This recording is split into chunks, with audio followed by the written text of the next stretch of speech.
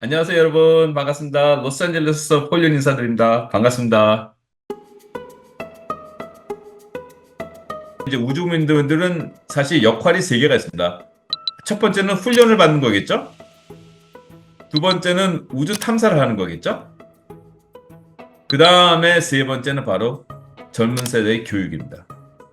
그래서 나사 어피어런스 오피스라고 해가지고 상당히 많이 미 전국이나 전 세계에서 이제 많이 문의가 들어오죠. 우리 와서 강의해달라고. 그래서 그거를 상당히 중요한 사명으로 갖고 있습니다. 그 젊은 세대 교육시고 학교를 방문하든지 이런 활동을 하는 것은 상당히 중요한 역할을 우주인들은 하고 있습니다.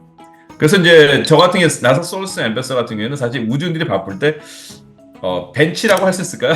이분들이 바쁠 때 이제 그 백업을 하는 것이 이제 저와 같은 이제 나사 솔루스 앰버스의 역할이라고 거기 이제 어필 서브에 썼습니다.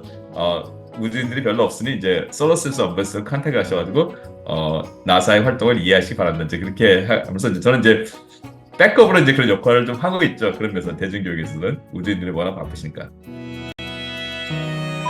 자, 나사라는 기관은 지금 현재 올해 27 빌리언 달러 정도 예산됩니다. 30조가 좀 넘네요. 매년. 근데 계속 증가하고 있는데 국민의 세금으로 운영되는 기관이 아닙니까? 그래서 이제 나사 같은 경우는 모든 탐사가 어떤 유주의 비밀을 알고 그 다음에 생명체가 우주 밖에 있는지 알아보고 싶고 그 다음에 지구를 보호하고 지구의 삶을 개선하는 이 세 가지 목표를 위해서 모든 탐사를 이루어지게 된다. 과학 탐사는. 우리가 화성을 가던 금성을 가던 보여저가 태양계를 밖으로 넘어가든 이 세 개의 답을 하기 위해서 가는 거거든요. 근데 이 과정 속에서 이제 그 새로운 신기술이 필요하겠죠. 과학적 발전. 이것이 국가 발전에 도움이 많이 되겠죠. 이런 걸 통해서 나사는 바로 커머셜 파트너, 스페이스X니, 보잉이, 블루오리진에 이런 회사들을 참여시키고 그 다음에 국제 파트너, 대한민국 포함 여러 국제 파트너들과 협력을 이루고 그 다음에 국가 기관들 내 뭐 외교부, 국무부, 농산부 여러 기업 그 부서가 합력을 해야 되겠죠. 이런 걸 통해서 이제 계속 발전을 해나가죠. 그래서 하지만 여기가 종점적은 뭐냐면 바로 inspire learners of all age. 이게 뭘까요? 이게 대중교육 아닙니까? 대중교육의 중요성. 이것이 결국은 목표로 모든 과학 탐사의 목표는 바로 대중에게 인스파이레이션을 주는 것이 궁극적으로 나사가 향한 것입니다.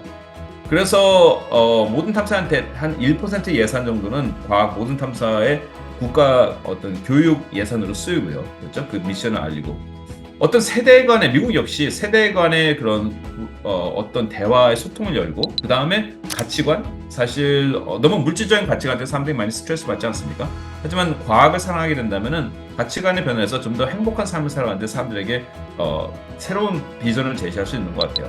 그 다음에 우주라는 걸 통해서 여러 세대들 어떤 어르신분이나 초등학생이나 고등학생이나 모든 세대가 교감할 수 있는 어떤 사회 통합의 힘도 있다는 것을 알게 됐습니다. 그리고 인스피레이션을 과학적 사고를 한다면 뭘까요? 국가 발전에 가장 중요한 것은 바로 인적 자원 아닙니까? 그래서 과학적 사고를 하는 국민들이 있는 나라라면 상당히 국가 발전에 큰 도움이 되겠죠. 그래서 나사 같은 경우에는 이런 국민의 세금을 27 빌리언 달러라는 매년 이 자금을 받아서 이걸 다시 여러 과정을 통해서 국가에게 다시 환원하는 그런 역할을 중요시 생각하고 있습니다.